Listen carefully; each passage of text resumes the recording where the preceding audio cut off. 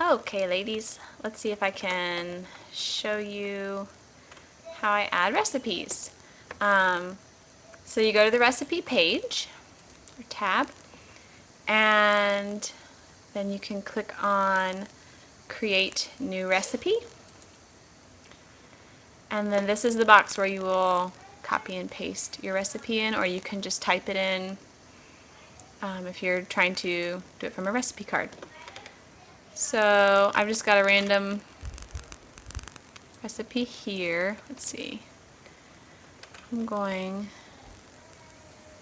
to see if I probably should do the print, easy to print one.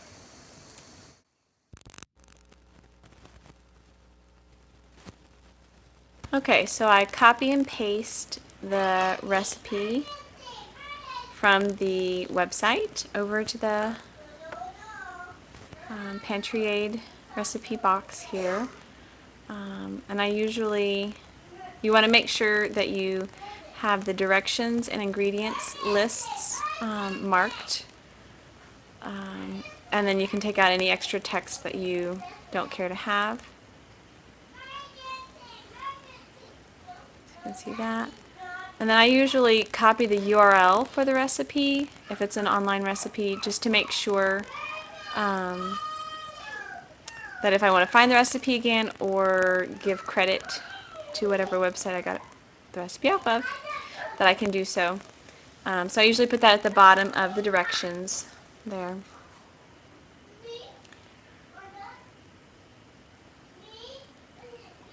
Check everything over, make sure it looks good. And this is what it has figured out from the recipe I gave it. Name is correct. And this is how it will try and split up the ingredients. And I know that I have this in as white sugar, so I'm just going to go ahead and change that now. That I just have as cream. You can leave them and just map them in a moment anyway. You don't have to change that now. Okay, so directions, I usually double check to make sure that it's got all that in there properly. That looks good. And then I can click import once I just glance over this and make sure that it's actually got the information all there, because sometimes it doesn't quite recognize an ingredient. Like sometimes at the end it'll say salt and pepper to taste, and since it doesn't have an amount of salt and pepper, sometimes it doesn't catch that. So I always check for things like that. Okay, so this is what it has figured out according to the ingredients I have. When you're first starting out, you'll just be creating all of the ingredients. So for me, it figured out that the eggs in the recipe, it will map that to the eggs that I have in my ingredients list. Since I already have eggs in the ingredients list, it maps it, connects the dots, so to speak. White sugar was mapped as well, cream was mapped. So it's not sure about vanilla, and it's not sure about brown sugar. Well, probably the or as needed. So the ingredient vanilla needs help.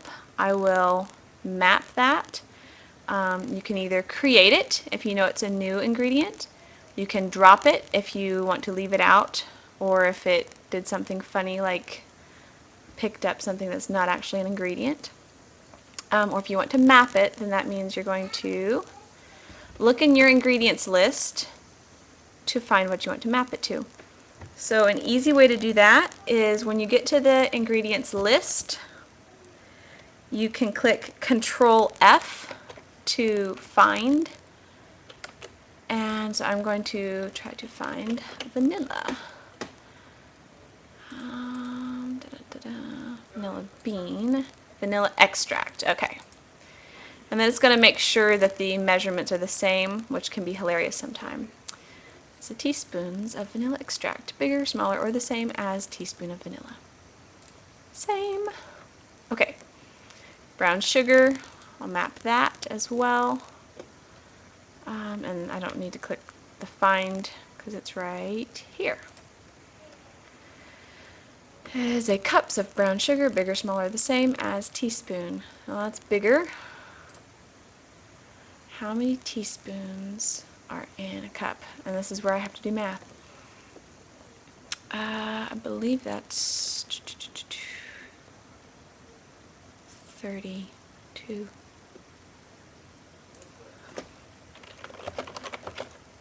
Yay, Google.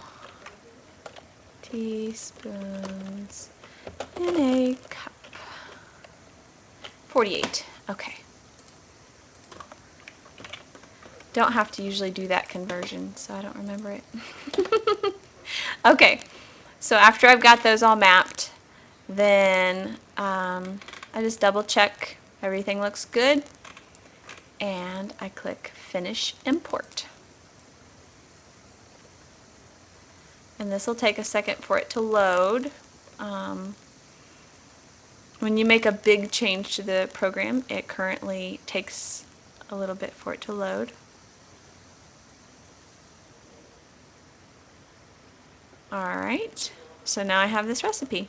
Now, if I want to plan this recipe, I can either plan it on its own page, on its recipe page. And so I can say I want to plan this for in October. Oh, we'll just say the 9th because I'm pretty sure I want custard that day. And say plan. And if you put in, this is optional, but when you go shopping, you can write down the prices for the different ingredients and put that in, and it will tell you how much that recipe will cost you, which is pretty cool. And if you want to add an ingredient later, you can do that as well. You just pick it here, put the amount of that ingredient in, and click Add.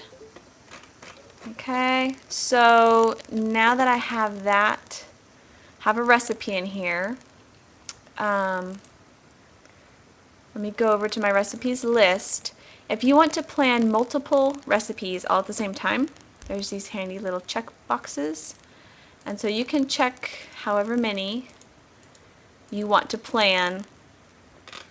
And then at the bottom, oops, at the bottom of all my list here, you can see my new recipe here, a custard brulee. And you can either delete it, plan it, unplan it, or bill and unplan means that it deducts the ingredients in that recipe from your pantry and it takes it off the plan. Okay. There was one other thing on this that I was going to, so then you have, this is crash course. If you want a more detailed thing about something particular, I'll make another video. Here's my ingredients list. So it tells me how much I have available, how much will be left after the recipes I have planned have been made, the unit that I have it measured in, and then the price per unit. So a cup of almonds is approximately $1.50 apparently. So if I want to change the amounts of what I have available, just click Edit Amounts, and it brings this up where I can change how much the price is or how much I have available. Like, I'm pretty sure I don't have 10 cups of almonds anymore because I made trail mix and it's gone. So I'm going to say I have 5 cups now. And you can just scroll through here. Usually before a shopping trip, I'll go through and just double check everything's happy. And then I click Save Amounts. And it will correct that.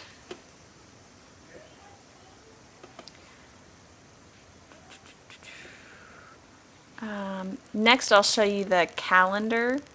On the calendar, I personally use it pretty loosely. Like I'll plan it for certain nights, but I'm moving them around constantly. So here's the calendar view, what I have up for September. And so when you, below here is where all the things are listed according to date, or if they're not planned for a specific date yet. And so then you can just click the check box and then click the day that you want to put that recipe onto. And so it will put that on there. And since that one's so big, it's not actually showing in the box.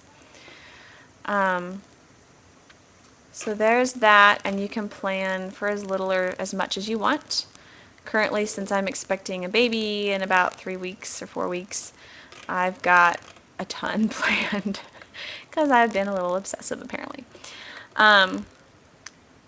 So then when you've made the recipe, you can either check mark them on the recipe page or on the calendar page here, and then say bill and unplan, or if you ended up not making it or you don't want it on the plan anymore, unplan right here. Okay, shopping list. This is by far my favorite part of the whole program. We have it, we usually go to the same store. We usually go to Meijer's because that's the cheapest store in our area. So we actually have it to where it has the aisle number. So it organizes our shopping list according to aisle number, which might sound crazy, but we did it bit by bit, so it really didn't take all that much time. I've been using this program for a while, so this is all pretty, this has taken me a little bit to compile. I didn't do it all at once, just so you know I'm not that crazy. But here is the ingredients that we need to buy, the amount needed, the price that is currently in the system, how much stock that we have at home, and then a space for when we come home, how I can enter in how many cups we actually purchased, and if the price changed, if I care to update that, and then there's the aisle number. So when I print this out, it shows me, has these little check boxes, and since it's currently online, I've done it on my phone actually, where I have this up, and as I go through the store, I'm check marking the boxes, and so I'm doing it as I'm in the store, which has worked out really nicely. Otherwise, I just print it off and I have it on like a clipboard with a pencil, and then I can scribble in things as needed. And so it organizes this according to the aisles, so I just start at one side of the store. We shop for a month at a time usually, and it does not take us long at all to go shopping anymore because I have this all organized. So then after you finish putting in your check marks and the amount that you bought, then you can click check in shopping trip, and it will take that item. If you bought the full amount needed, like say for right here I just bought 2 chickens instead of 3, it would stay on the shopping list as we still need to buy 1 chicken. Otherwise that entry would disappear off the shopping list and it wouldn't be telling me to buy any more chicken.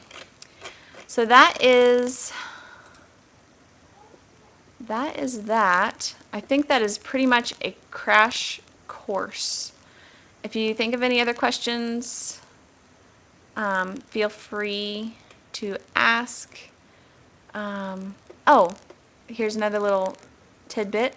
On the recipe page, has the list of recipes, has the price for how much that particular recipe costs, the lacking price, which is